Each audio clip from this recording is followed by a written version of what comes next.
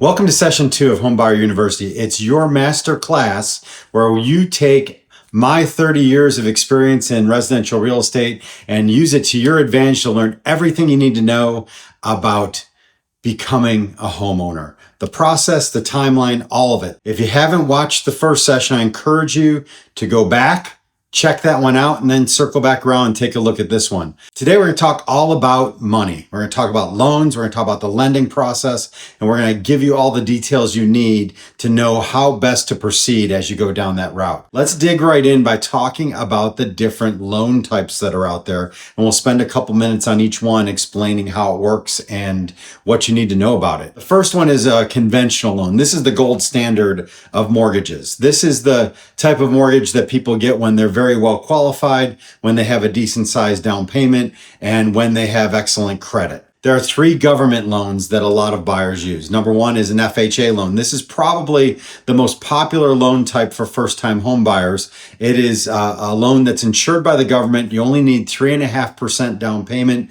There are lots of down payment assistance programs out there that can help you get that down payment covered so that you can put 0 down. There's first-time home buyer programs that are tied to FHA loans. FHA loans were established by the federal government during the Carter administration as a way to help promote more home ownership. And what happens is, because only 3.5% is required to be put down as your down payment, the federal government insures the remaining balance of that loan for the bank so that the bank can have slightly relaxed credit requirements in order to get you approved for an FHA loan. Another fun fact is that FHA loans are typically anywhere from 1/4 to 3/4 of a point lower interest rates than conventional loans.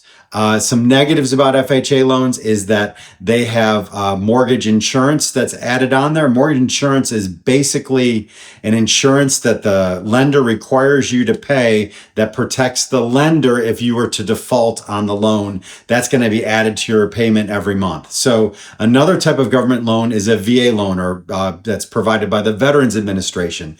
This is for folks who have served the country or spouses of folks who have served the country.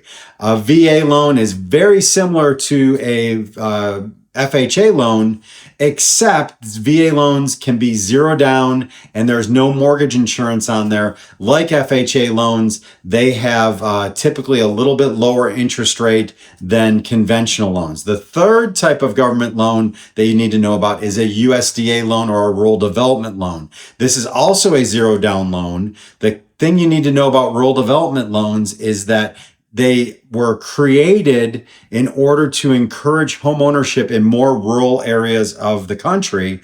So the way that's played out is there are certain areas that are USDA loan eligible and other areas that are not. So if you're going to go with a USDA loan, you have to buy a house that is in a USDA eligible area.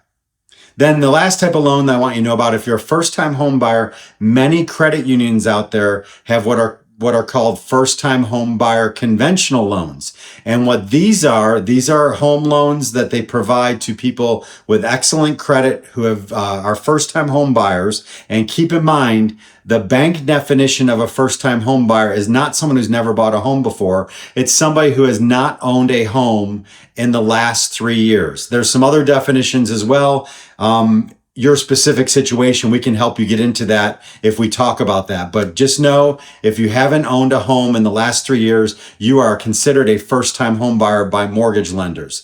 So the conventional first-time home buyer loans, like I said, usually it's credit unions who have these. They're for people with excellent credit who are first-time home buyers, and usually it's a 0 down loan. And sometimes, if your credit is high enough, they're going to give you what's called a 103 or 105% loan. And what that means is you're going to get an extra 3%, 5% on top of the total cost of the house to cover closing costs and other expenses. So those are a great option for folks who have taking great care of their credit and are first-time home buyers.